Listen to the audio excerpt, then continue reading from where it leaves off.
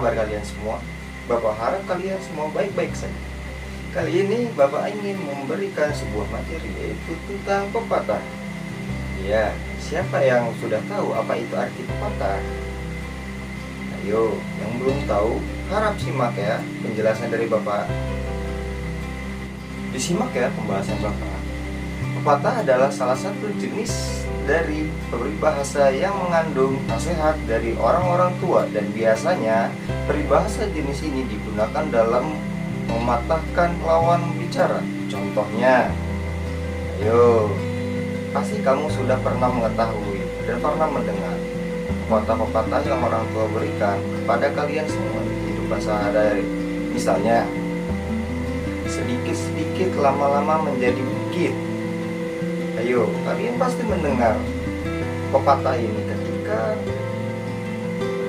di situasi apa, ayo? Nah, pasti kan nanti Bapak akan menjelaskan bagaimananya.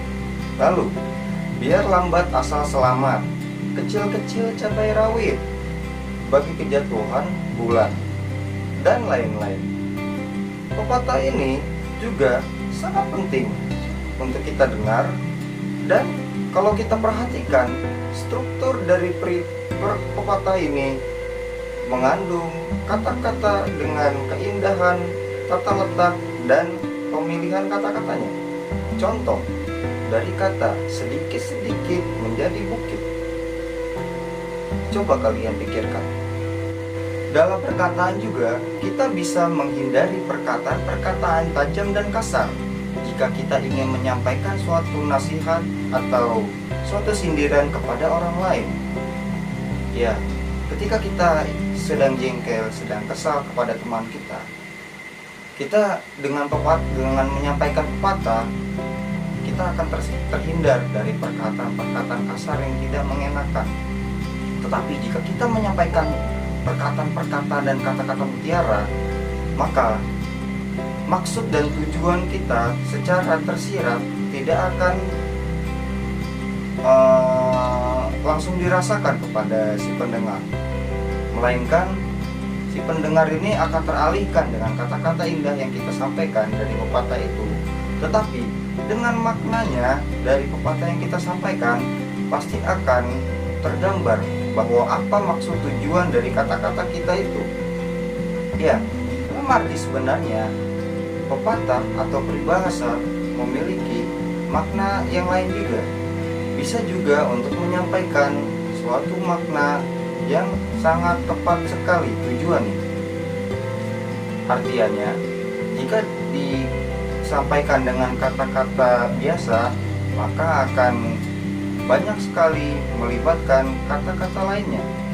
Misalnya begini, ketika kita menyuruh teman kita untuk menabung, kita tidak perlu berepot-repot untuk menyampaikan pidato yang panjang kepada dia untuk menyampaikan bahwa dia harus menabung.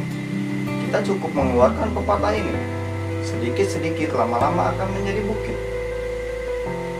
Maksud dari kata sedikit-sedikit lama-lama menjadi bukit itu adalah suatu hal yang dikumpulkan, baik itu dari jumlah yang sedikit. Ketika kita kumpulkan dalam jangka waktu yang lama, maka akan menghasilkan suatu hal yang banyak jumlahnya. Sebuah pepatah yang disampaikan untuk ujian akan sangat lezat terdengarnya daripada disampaikan dengan kata-kata biasa dalam penyampaiannya. Contoh begini, ketika kita berada bersama pasangan kita, lalu kita ingin menyampaikan bahwa wajahnya cantik, kita menggunakan pepatah dengan gaya bahasa tertentu. Misalnya, wajahmu sangat indah seperti alam semesta.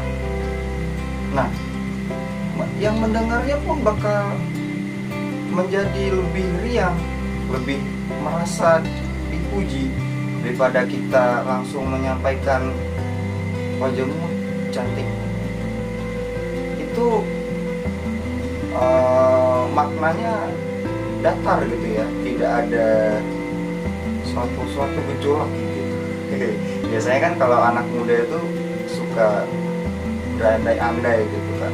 Pun dengan pepatah, hal ini pun sangat berguna jika ia menyampaikan pujian baik kepada pasangannya, baik kepada temannya, baik kepada orang di sekitarnya. Pun nasihat juga sangat cocok dipilih menggunakan kata-kata pepatah. Maksudnya, jika ingin menasihati orang, kita bisa menggunakan pepatah-pepatah, nasihat-nasihat agar orang itu bisa lebih merasa dinasehati. Sebab jika orang langsung diberikan nasihat dengan kata-kata real dan kata-kata sebenarnya, maka kadang itu bukan merupakan suatu obat. Yang ada, orang itu akan merasa seperti sangat digurui, sehingga tidak ada rasa untuk memperbaiki diri dari nasihat-nasihat yang kita sampaikan. Nah, contohnya begini, ketika kita tahu bahwa teman kita mengalami suatu masalah, menghadapi suatu persoalan, maka yang harus kita lakukan dengan menggunakan pepatah-pepatah, menggunakan nasihat-nasihat yang kata-katanya itu jangan sampai langsung to the point dengan masalah. Khawatirnya perasaan dia langsung terserang, jiwanya akan terganggu, dan kemudian yang ada dia malah marah pada kita. Oleh karena itu, pepatah sangat cocok digunakan. Makanya pepatah itu bisa dibilang sebagai bunga-bunga bahasa atau bunga-bunga kata. Banyak sekali orang-orang yang sangat terkesan, sangat senang ketika ia diberikan pepatah-pepatah. Oleh sebab itu, pentingnya kita untuk menguasai beberapa pepatah, menguasai penggunaan pepatah, menguasai cara pembuatan pepatah. Itulah fungsinya, agar ucapan-ucapan kita bisa lebih diterima oleh orang lain dan orang sekitarnya. Semua bangsa di bumi ini memiliki pepatah dalam bahasa masing-masingnya. Seperti jika kita sering mendengar pepatah mens sana in corpore sano yang berasal dari Italia, itu sangat memiliki arti yang sangat indah. Artinya begini, di dalam tubuh yang sehat terdapat jiwa yang kuat.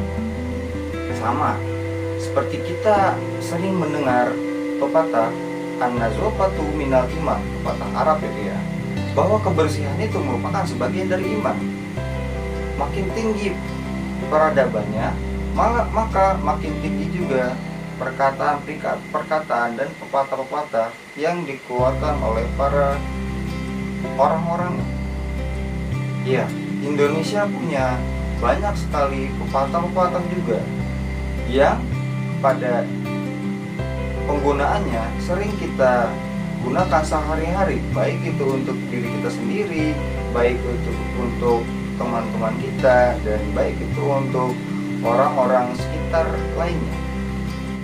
Coba Bapak ingin kalian bisa mengerti tentang maksud dari pepatah itu. Selanjutnya, Bapak ingin sekali melihat hasil dari kerja tangan kalian untuk membuat pepatah. Ya, Bapak sudah memberikan beberapa cara, beberapa materi, dan beberapa penjelasan mengenai pepatah itu sendiri. Harapannya, Bapak ingin melihat apa yang kalian dengar dari mulut Bapak ini untuk kalian buat menjadi pepatah. Ya, tentunya Anda harus membuat pepatah ini dengan kata-kata yang indah, supaya orang bisa mendengar pepatah yang kalian buat ini menjadi suatu bunga kata yang indah, agar teman-teman kalian yang mendengar bisa terkesan